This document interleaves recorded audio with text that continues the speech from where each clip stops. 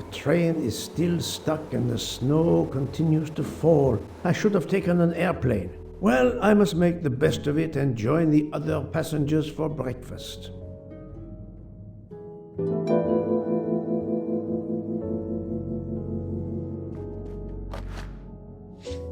The mustache comb to tame unruly nuts.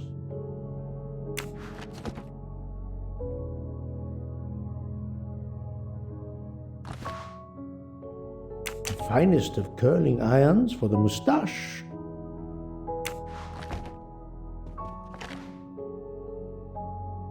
Wax to preserve the perfect symmetry of the mustache.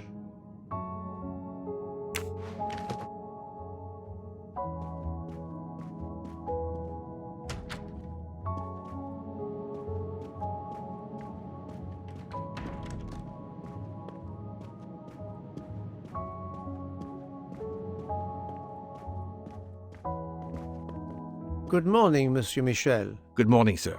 Please enjoy our special breakfast in our restaurant.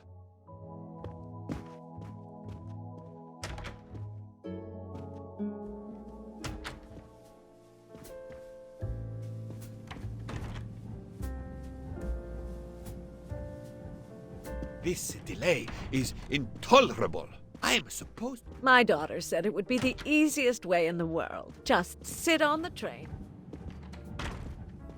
A beautiful piano. What a luxury.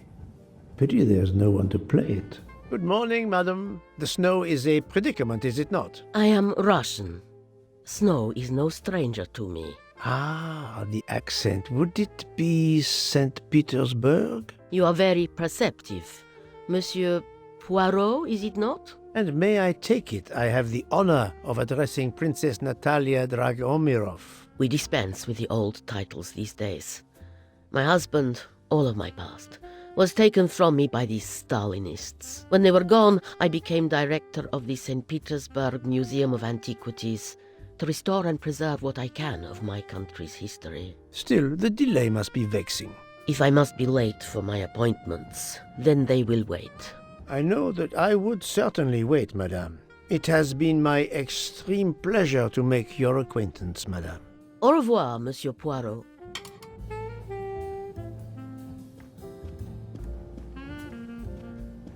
Mademoiselle, you are not concerned about the train stopping? What can one do? Indeed, this does not make the train move. You have great strength to remain calm at a time like this. I know one far, far stronger than I. And that is? Well, that old lady, for instance.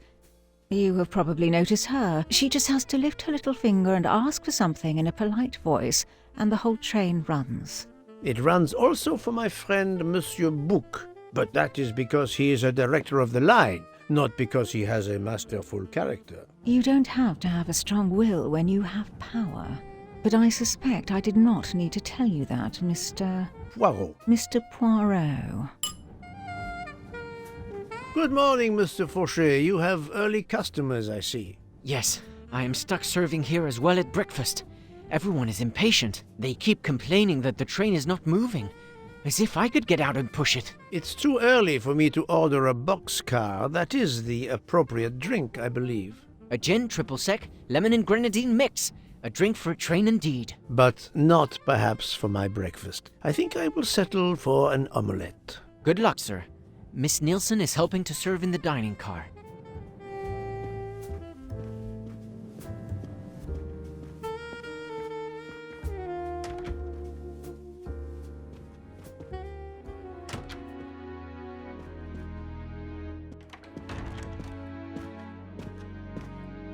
How long are we expected to be stranded here? It won't do much good complaining to me. That fellow there with the moustache, he may know something. Excusez-moi, sir. Yes? Monsieur Bouc asks for you to join him in compartment 203. Look here, Poirot. Can you tell us anything? I can tell you the snow, it will not move aside on its own. Of course, but you obviously have some influence with Bouc. I am going to see him now. I will ask him if he has any information.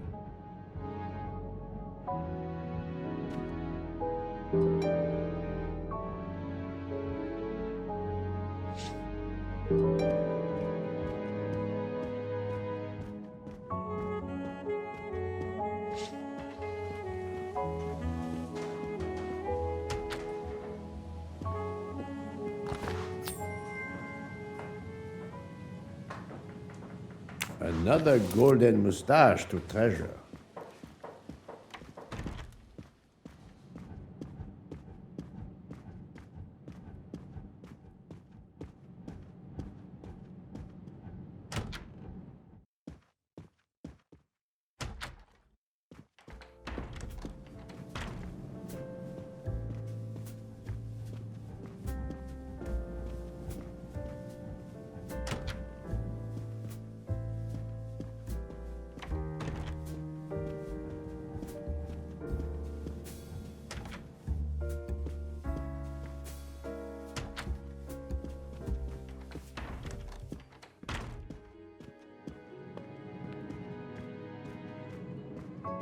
Ah, my good friend, come in.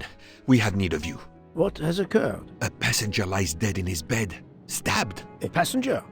Which passenger? In there. He's an American, a man called Ratchet. It was his valet, Masterman, who was worried that Mr. Ratchet was not awake yet. Pierre Michel, the conductor, decided to break in and found the body. I see. Well, my friend, I think it is best not to touch anything and wait for the police to arrive. Oh, I tried to call the police, but there is no cell tower for many kilometers. We could be stuck in the snow for hours. The murderer is with us. On the train, now! The sooner we catch him, the sooner we'll be out of danger. Dr. Constantine is already examining the body. Mon ami, this is not a missing train ticket. We must follow procedure. We must wait for the police to secure the crime scene. Please, Poirot. I will take full responsibility. Bouc, you ask. Well, if we cannot contact the outside world, then... Oh, you are going to drive me crazy. In truth, this problem intrigues me. I was reflecting not half an hour ago that many hours of boredom lay ahead whilst we are stuck here. And now, a problem lies ready to my hand. You accept, then? C'est entendu. You place the matter in my hands.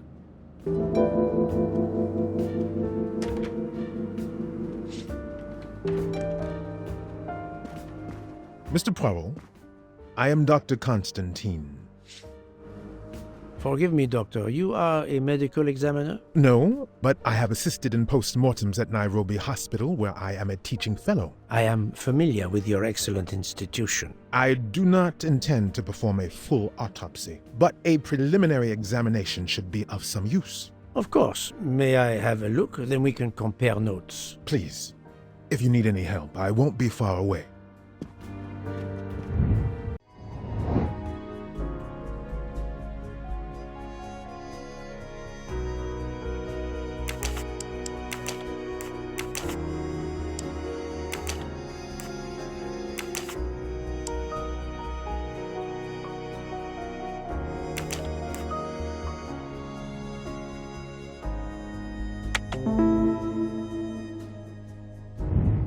That was easy.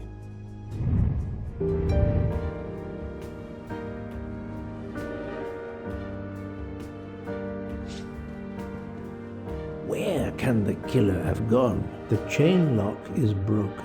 Monsieur Michel told me that he broke the chain on the door to get into the room.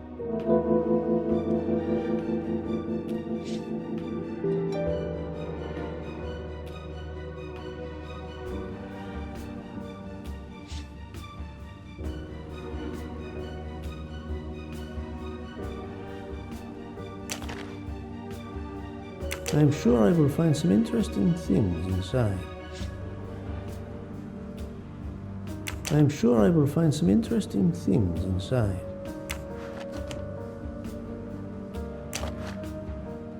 This phone was deliberately smashed.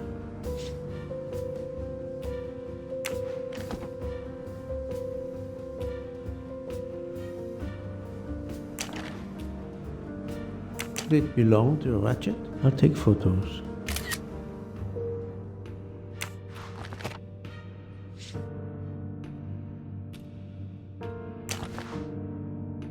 A handkerchief. There's a letter H embroidered on it.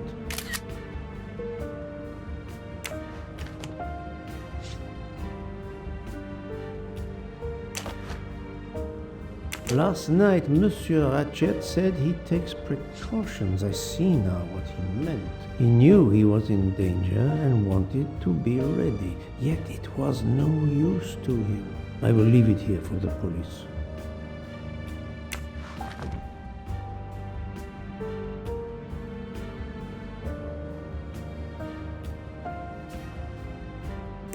As you see, the victim has been stabbed many times. Several alone would have been fatal. Yes, I agree. An attack most savage. I will, of course, prepare a complete report on my findings. Thank you.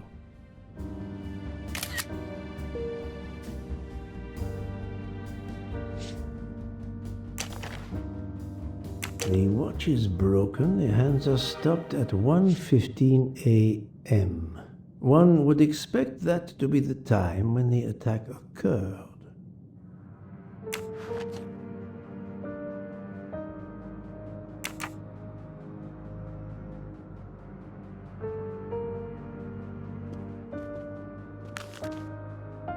I wonder what could be in this photo.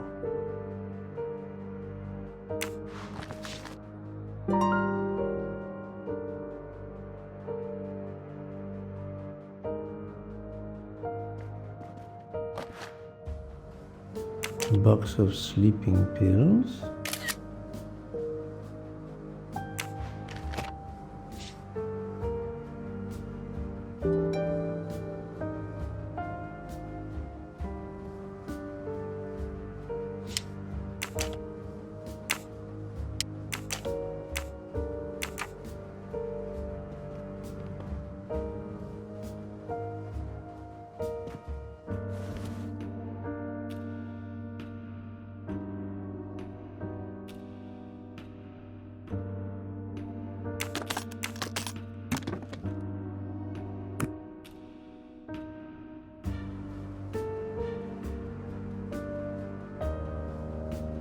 Expensive clothing, recently laundered. Not exactly the reading material one would expect of a man like Ratchet.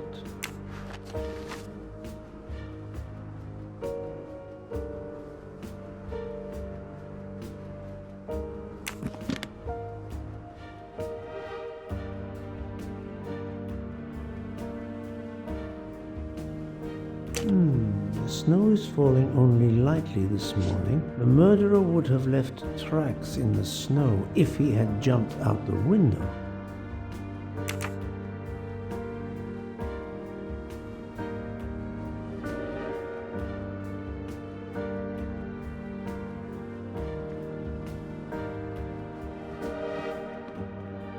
This door communicates with compartment 204.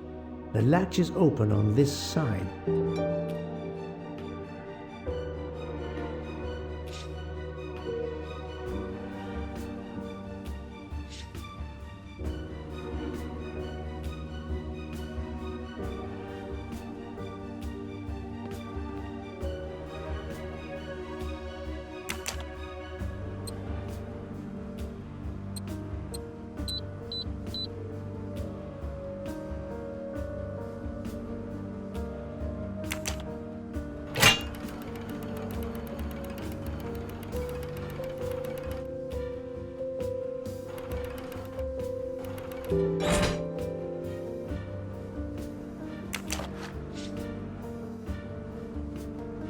Not very surprising.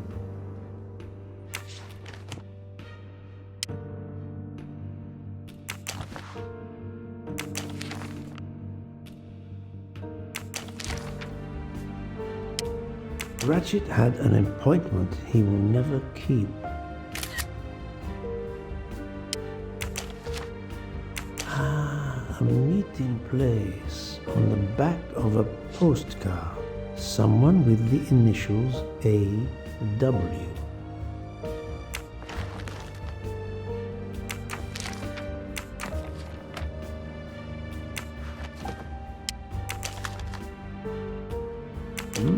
Unusual letter, this.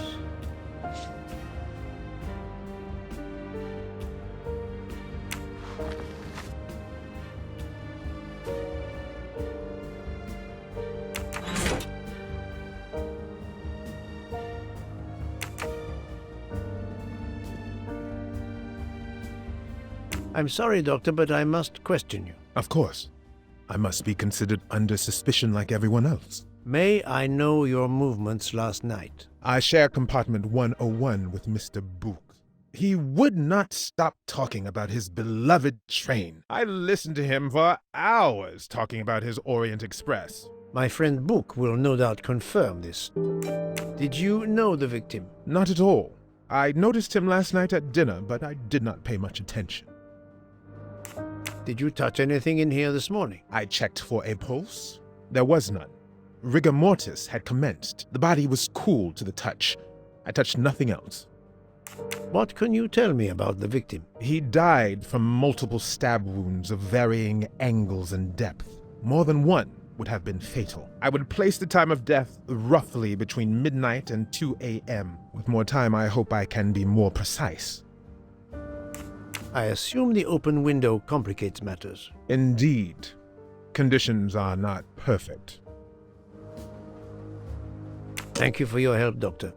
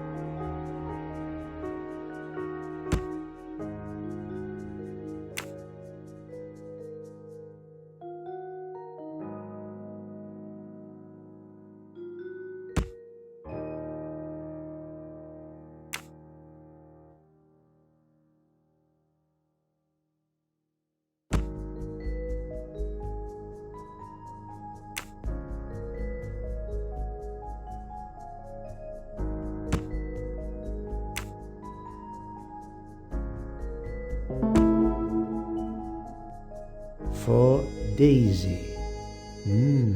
Interesting. I'm right again. That happens to me a lot.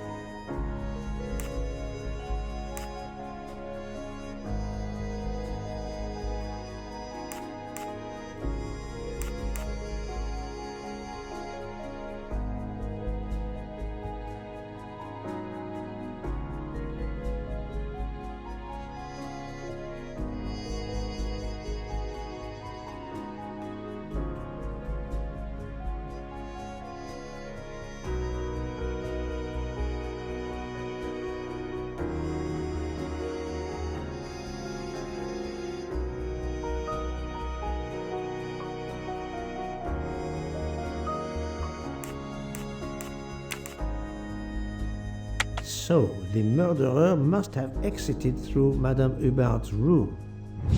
My little grey cells did not let me down.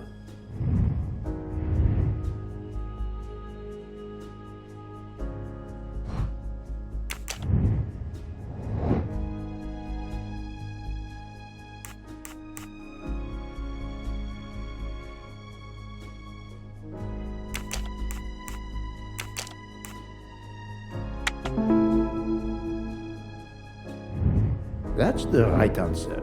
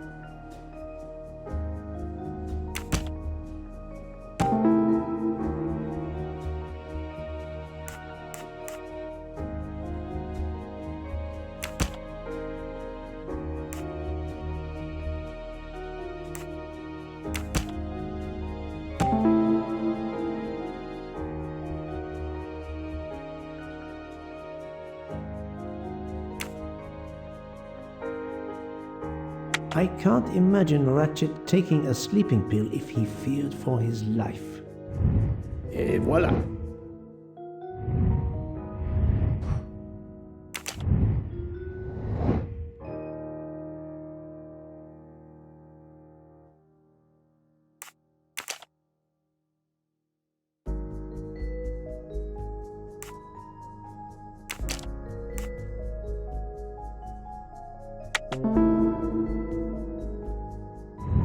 That's the right answer.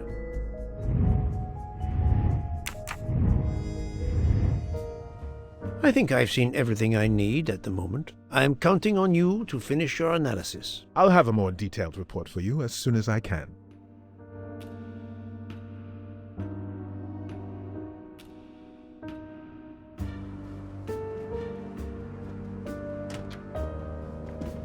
So, Poirot, did you find anything out? It's a bit early for the handcuffs, my friend. Even for Hercule Poirot. Do not worry, mon ami. I believe our culprit has no plans to strike again. Monsieur Ratchet was the target. Of that I am convinced. Tell me, Bouc, how did you spend last night? This is a joke, I hope. Don't you trust your old friend? My friend, calm yourself. I must hear your story in order to corroborate other accounts. Ah, naturally. Let me see. I went to my compartment after dinner. Dr. Constantine was already there. We talked about his career. He's a Cambridge man, you know. After university, he returned to his country and has done much good there. He was so interested in the Orient Express. I told him all the anecdotes I know. I'm not certain when we fell asleep, but it was very late. Here is what I have found out. Monsieur Ratchet was stabbed many times. I also found threatening letters in his safe. He had a loaded gun under his pillow, so he was on guard, ready to defend himself. However, there was an empty glass with white residue at the bottom. I suspect a barbiturate. Perhaps he was forced to take it. In any case, I am certain he was unconscious, unable to defend himself. I also found several other items at the crime scene, possibly related to the murder. They must be investigated. By all means, Poirot. As fast as you can. I also found liquid for an electronic cigarette, but I could not find a vape. This might belong to the murderer. This criminal is an amateur. I need a list of the passengers with their compartment numbers. Pierre Michel will have it. I must interview the rest of the passengers and the staff. I'll be in the bar car if you need me. We are hours late. Soon I hope help will arrive.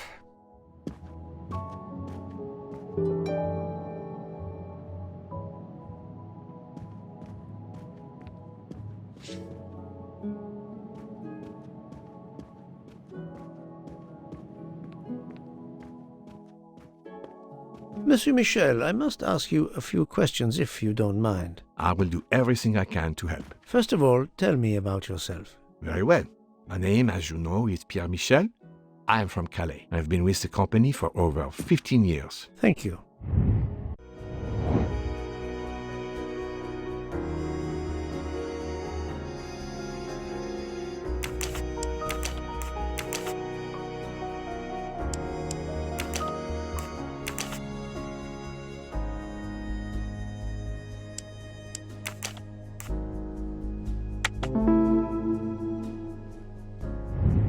Et voilà.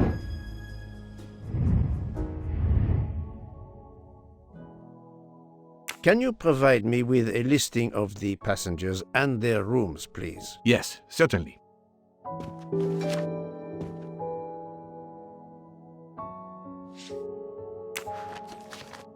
Are you a smoker?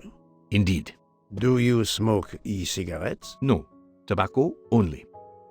I would like to reconstruct with your help the events of last night. Monsieur Ratchet retired to bed. When? Almost immediately after dinner, sir. Actually, before we left Belgrade. Did anybody go into his compartment after that? His valet, monsieur. Monsieur Masterman. And then his secretary, the young American gentleman. Monsieur McQueen. And that is the last time you saw or heard of him? No, monsieur. You forget that Monsieur Ratchet rang his bell around 12:40 a.m., soon after we had stopped. I knocked at the door, but he called out in French, "Ce n'est rien, je me suis trompé." I then left to answer another bell that had just rung. Where were you at 1:15 a.m.? I was sitting on my little seat at the end of the car, facing up the corridor. Are you sure? I left a little after 1 a.m. to speak about the snow with my colleague Jean in the bar car. I came back later. There was a call.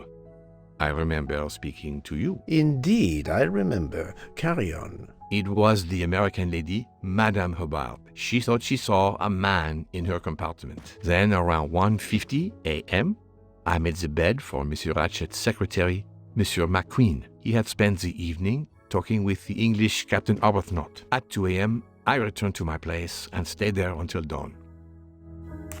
What is the last station where we stopped? Vinkovsky. Could someone have come on board? Possibly. I was very busy. Owing to the weather, we were a few minutes late. We left at 12:10 a.m.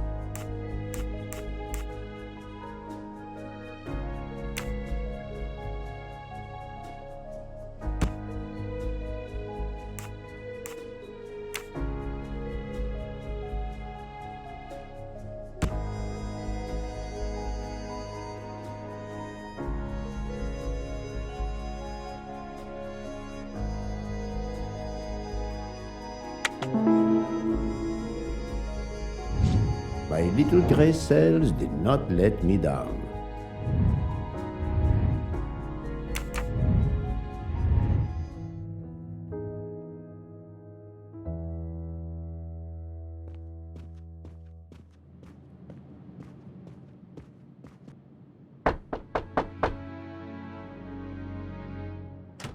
Good morning, madam. I am Hercule Poirot. Caroline Hubbard. What can I do for you, Mr. Poirot? I am the bearer of unfortunate news. It's obvious with all the commotion that something has happened. Madame Hubbard, I am afraid your neighbor, Monsieur Ratchet, was murdered last night. Oh my God! I knew it. I knew it! I would like to ask you some questions, but first, may I inspect your room? Of course, yes, you must.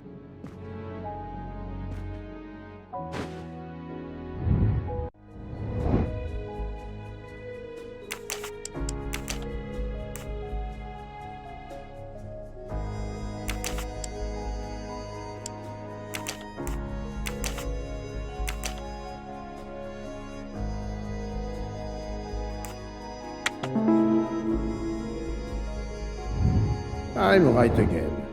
That happens to me a lot.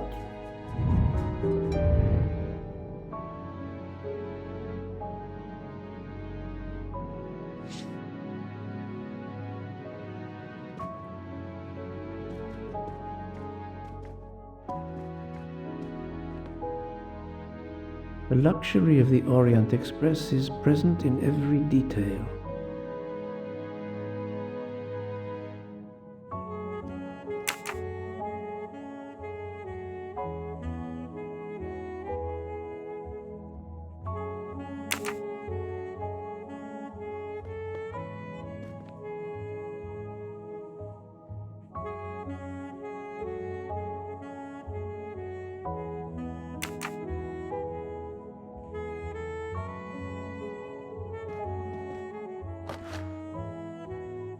Here is a jacket button. It bears the logo of the Orient Express.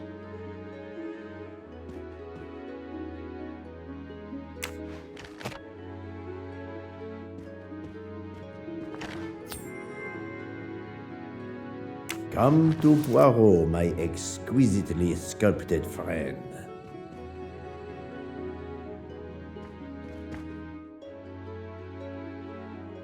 Madame, please tell me about last night. The murderer was right here in my compartment.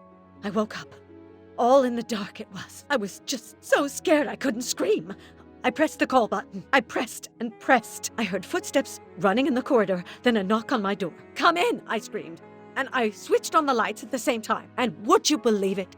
There wasn't a soul there. You think he went back into the other compartment? How do I know where he went? I had my eyes shut tight. The conductor came in. I told the man what had happened, and he didn't seem to believe me. I asked him to search the room, but he found nothing. I told the conductor to look at the door between the compartments, and sure enough, it wasn't bolted. Well, I soon saw to that. I told him to bolt it, then and there. How is it you didn't bolt the door between the two compartments? But I had.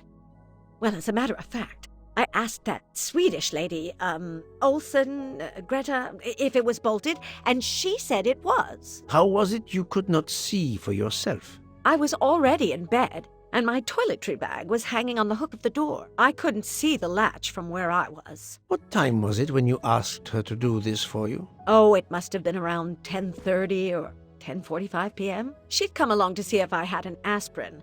But instead of opening my door, she opened Mr. Ratchet's door by mistake. He said something quite rude, like, "Not a chance, lady, you're too old." It shocked her. She came in. I told her where to find the aspirin, and she got it out of my toiletry bag. Poor girl, she didn't have a good night. The same could be said for Monsieur Ratchet. It appears Mademoiselle Olsen may be the last person to see Ratchet alive.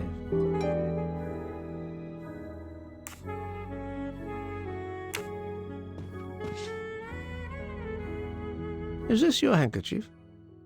No, not at all. Yet it is embroidered with an initial H, like your name. I don't care. It's not mine, and I would certainly never buy something so impractical as that frilly thing.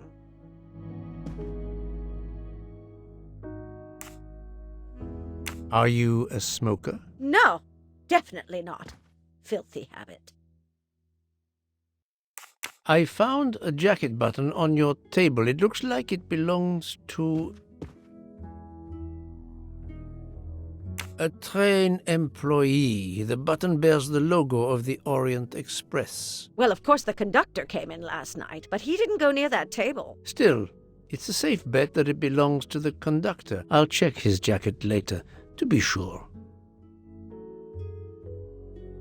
I have not finished inspecting your room. If you don't mind,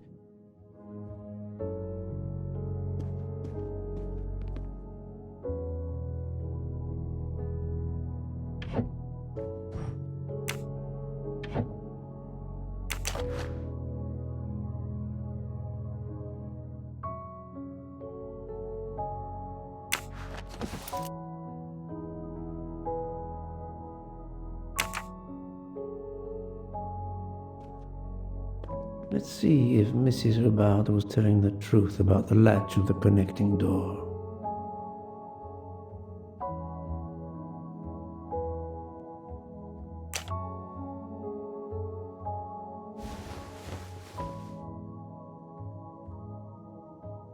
This hook is probably where Mrs. Hubbard hung her toiletry bag.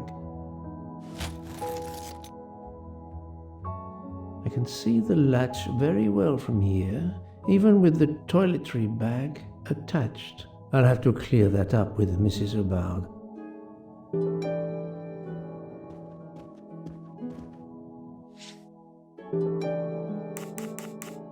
Mrs. Hubbard, you told me that the door connecting the two compartments was closed, correct? Yes, it was, as I told you.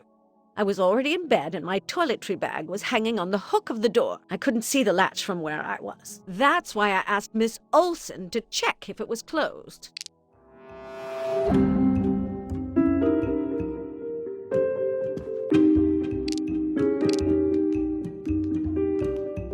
Are you sure everything you've told me is accurate, Madame Hubbard? Of course. I have an excellent memory. Mrs. Hubbard, I tested putting your toiletry bag on the door hook as you told me. From your bed, you can easily see the latch on the door. The toiletry bag does not hide the latch at all. Are you saying I'm lying? It may have been stuck somehow in a different position, or I may not have seen it in the darkness. Or I didn't think to look, you irritating man. Details matter, madame. A man has been most savagely murdered. You will excuse me if I attempt to separate the truth from the false. Forget my toiletry bag and focus on who entered my compartment. Probably after killing Mr. Ratchet. Madame Hubbard is a force to be reckoned with, but I suspect I'm not done with her.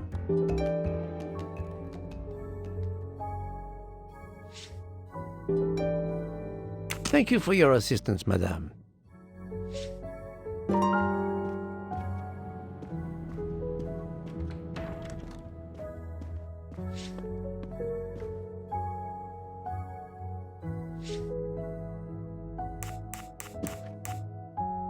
I found a button from an Orient Express staff jacket. Did you lose one by any chance? No, monsieur.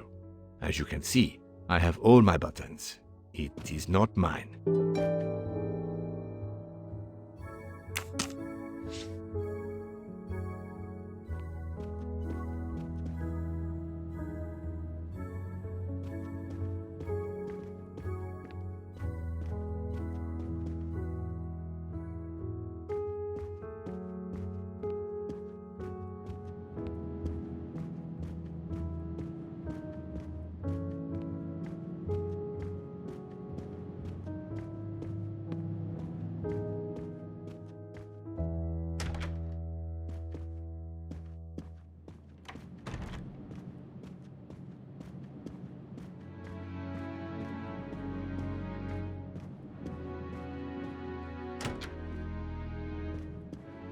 Monsieur Edward Masterman, I believe.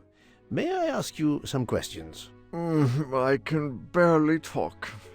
I have a terrible toothache. We have a doctor on board the train. Perhaps... I do not need a doctor. I use essential oils. If you can find my flask of clove oil in my box, I would be grateful. Fine, if you insist. I will help you.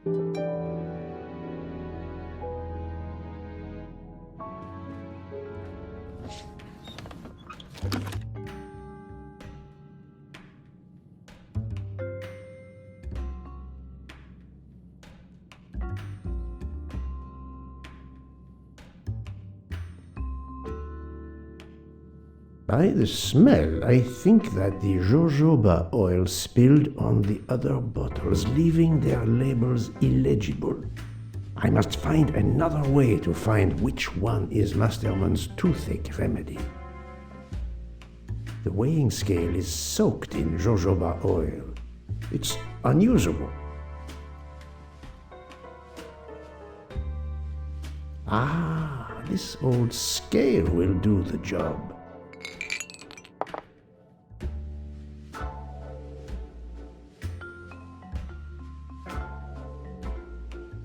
To start, I must first arrange the vials from the lightest to the heaviest.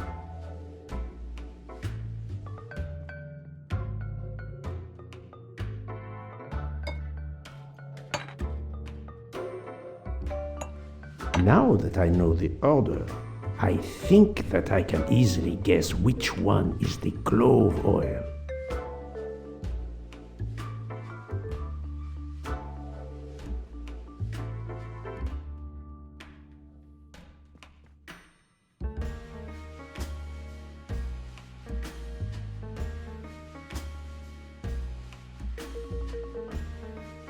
Here is Monsieur Masterman's remedy.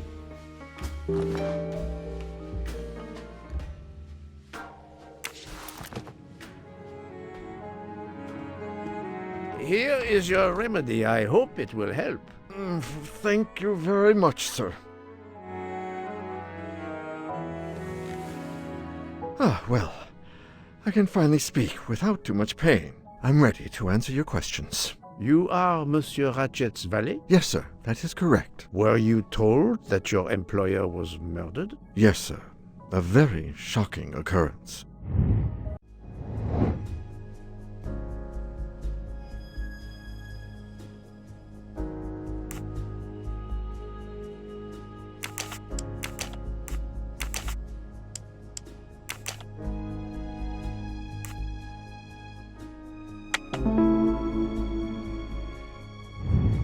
That was easy. At what hour did you last see Monsieur Ratchet? It must have been around 9 p.m., sir. That or a little after.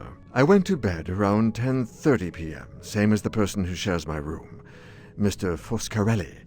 He almost immediately began snoring. What did you do then? I read, sir, and I spent a while soothing my toothache with clove oil and listening to the snoring. Did you hear anything during the night? Yes, my roommate snoring. Are you a smoker? Yes, sir. I have a cigarette now and then to relax. Tell me about your employer, Monsieur Ratchet. I've been working for him for 9 months. I should not wish to speak ill of the dead, but he was not a gentleman, sir. Did you know that he had enemies? Yes, sir. I heard him discussing some threatening letters, sir, with Mr. McQueen. Did he mention these letters to you? He had been reading a letter when I came in. He asked me if I was the one who put it in his compartment. I told him that I had done no such thing, and he should report it to the police at the next station. How did he respond? He laughed, sir. You're joking. I do not joke, sir. Forgive me, I can see you do not. Was he taking sleeping pills? Always when traveling by train, sir. He said he couldn't sleep otherwise. Last night he asked me to give him 2. I did so, along with a glass of water. He dissolved them in the water. Did you see him drink the water? No, sir. I left right after I gave him the pills. Was Monsieur Ratchet a smoker? No.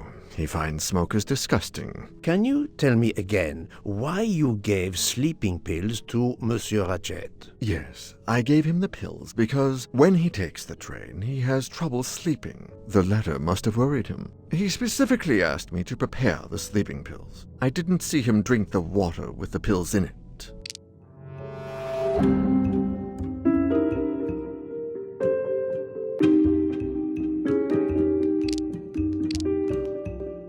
Monsieur, I believe you are not telling me the truth. What? How can you say that?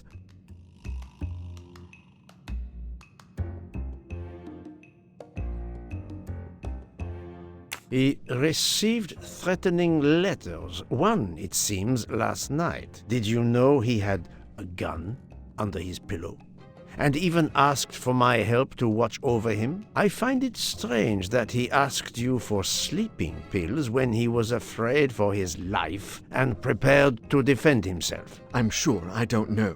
Maybe to calm his nerves, maybe out of habit. It makes no sense. Wait, please. Isn't it possible that Mr. Ratchet asked me to prepare the pills, but didn't plan to drink them for some reason? It is possible. But I am a student of character, monsieur, and the Monsieur Ratchet you describe is not the man I met. If you'll excuse me, my toothache is getting worse again. I'm afraid this time you must prepare your own clove oil.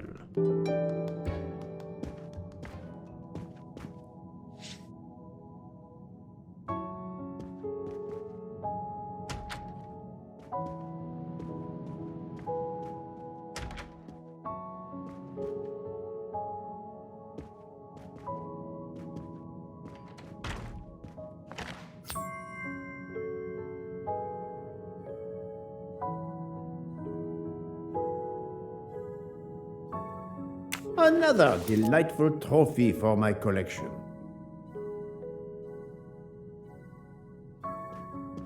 I believe I am addressing Monsieur Hector McQueen. Guilty as charged. I beg your pardon. Oh, sorry. Just an expression. My father used to say it. You must have had an interesting childhood. I am Hercule Poirot. No need to be modest. You're a detective. You are Monsieur Ratchet's secretary? I am Mr. Ratchet's secretary. Just over a year. I mainly take care of translating certain texts for him. Mr. Ratchet only speaks English. Prepare yourself for a shock. Your employer, Monsieur Ratchet, is dead. So they got him after all. What do you mean? You are assuming he was murdered? I know he had enemies.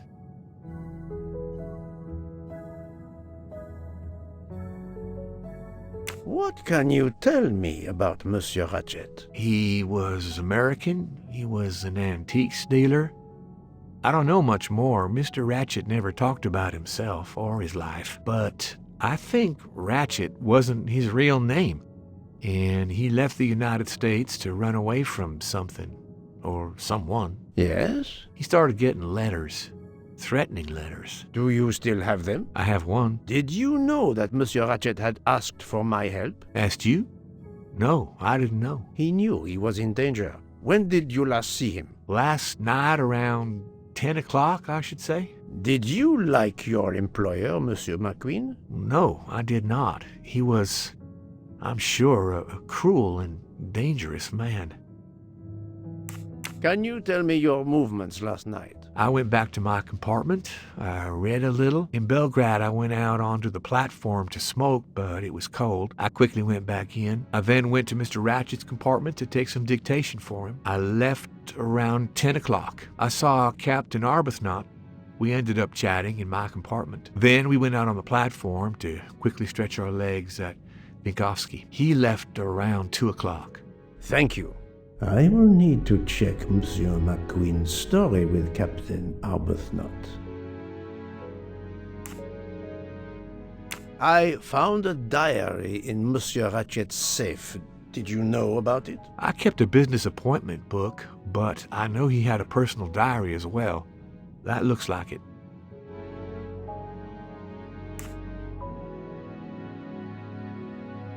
Are you a smoker? Yes, I smoke cigarettes. I've tried to quit, but no luck. Can you give me this letter, please? Of course, here it is.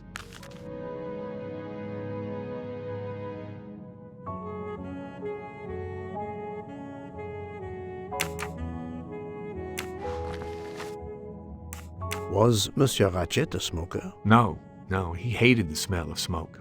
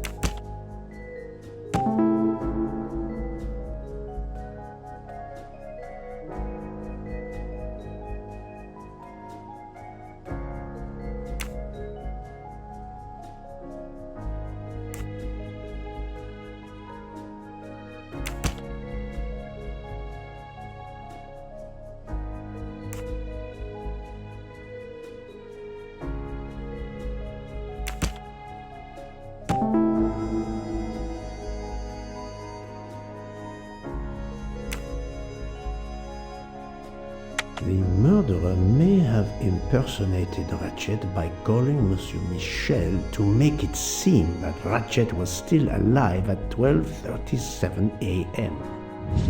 That's the right answer.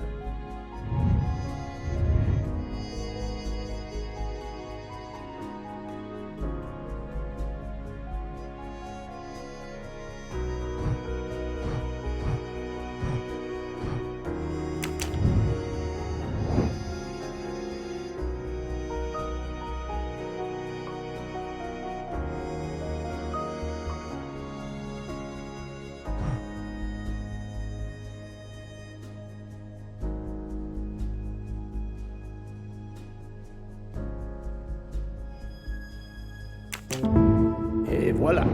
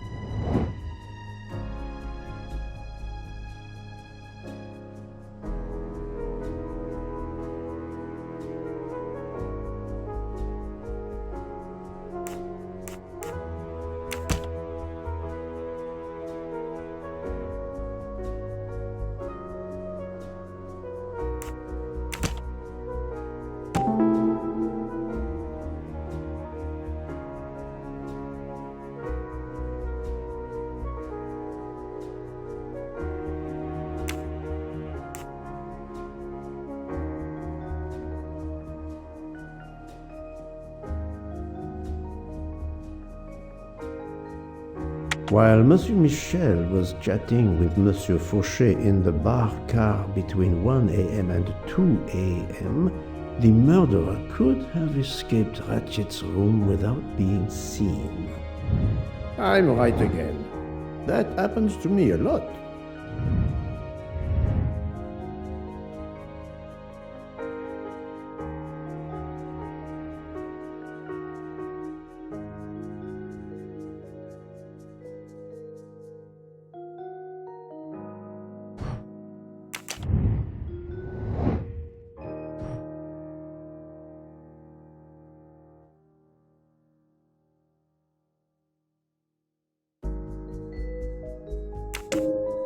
This appears to be a good lead.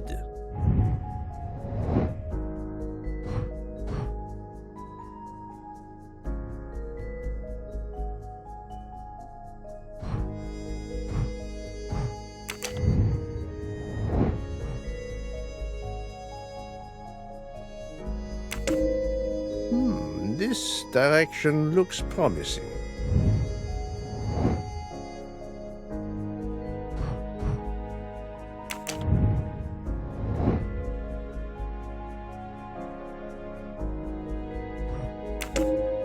This appears to be a good lead.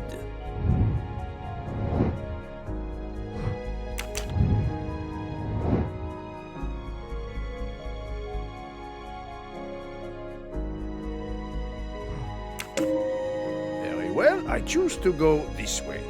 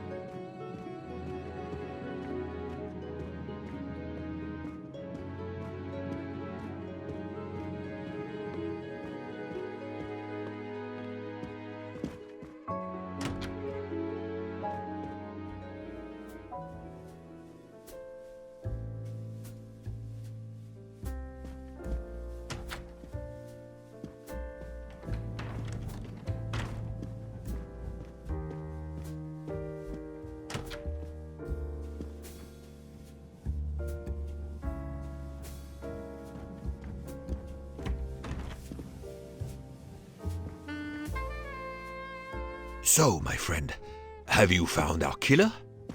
Not yet, but I will tell you what I have learned. Please. Our assassin could have gotten on the train at Vinkovsky disguised as a conductor, entered Ratchet's room, and killed him. Then he walked out through Madame Hubbard's connecting door, where he lost a button from his jacket. He had to wait for Monsieur Michel to be absent. He waited too long. The train had left the station. He was trapped aboard. Indeed. He had opened the window to make it look that he'd escaped that way. However, if he waited until the train stopped again due to snow, his footprints would have been found.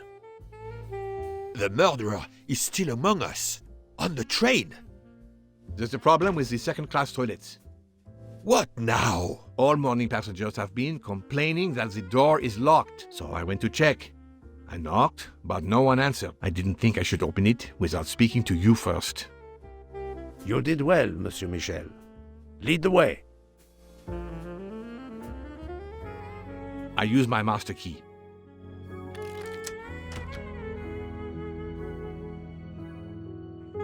But who is she?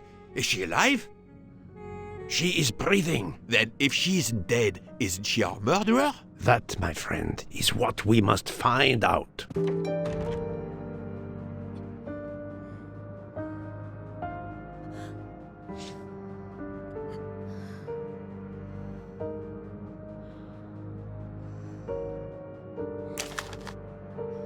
The ticket reads Joanna Locke, traveling in compartment 105.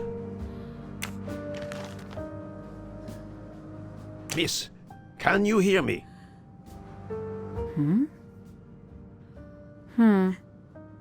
She's breathing. Her pulse is strong. There is no sign of physical violence. This woman is sleeping very soundly. This woman is sound asleep. Given her location, I would say she has been drugged and deposited here. Well, at least it's not another murder on my train. The train is, of course, full. Monsieur, the list I gave you indicates that Hildegard Schmidt shares her compartment. I will want to talk to her later. For now, we will concentrate on this mysterious young lady. Let's return her to her more comfortable bed. Good idea. Pierre, locate this woman's room and fetch the doctor. Yes, sir. I will question her when she wakes up. Please, let me know what you learn. Mademoiselle Locke's compartment is 105. I suggest we return her to her more comfortable bed. Yes, hopefully she will awaken soon.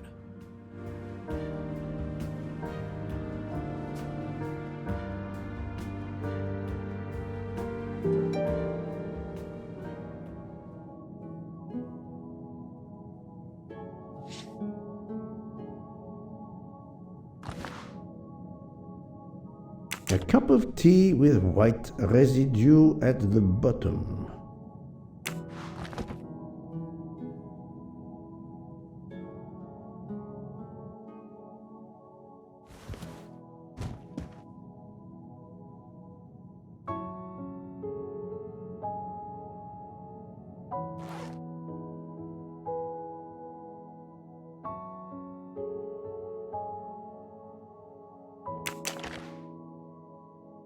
A briefcase and a wagon-lit conductor's jacket, and a button is missing.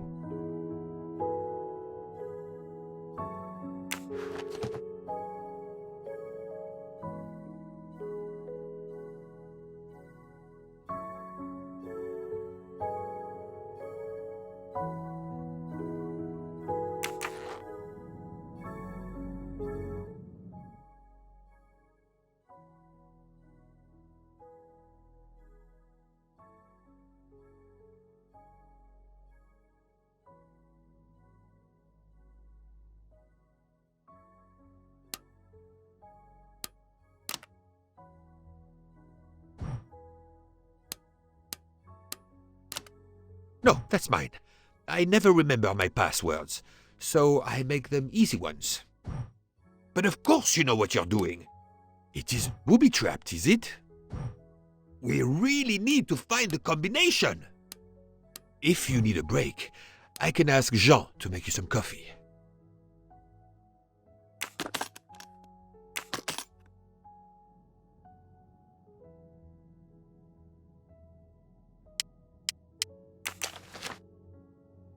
The stuffed animal is the same as in the photo found at the crime scene. What a coincidence. Mademoiselle Locke appears to have been investigating Monsieur Ratchet.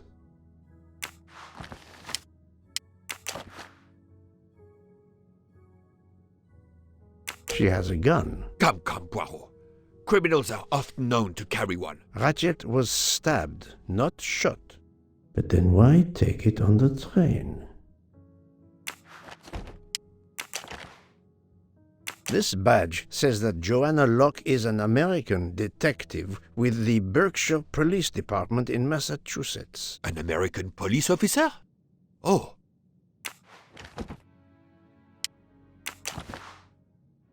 Mademoiselle Locke seems very interested in our victim. Of course.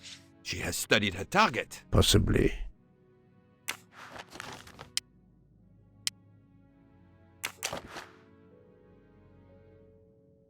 Her driver's license confirms her identity. She is American. These are fake IDs. It's certain. Look, she's waking up. Thanks to you, I would not be surprised if our murder victim were also waking up. What?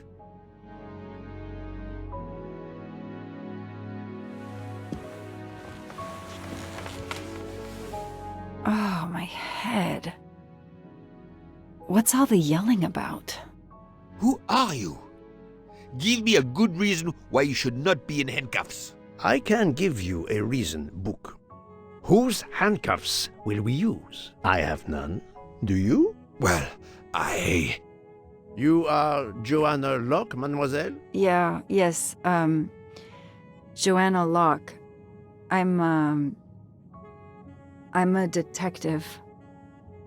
Berkshire, Massachusetts Police. I have found your credentials, mademoiselle. And I know who you are, Mr. Poirot. Then, if the introductions are complete, perhaps the explanations may begin. I'll try. It's simple, really. I'm on the trail of a murderer.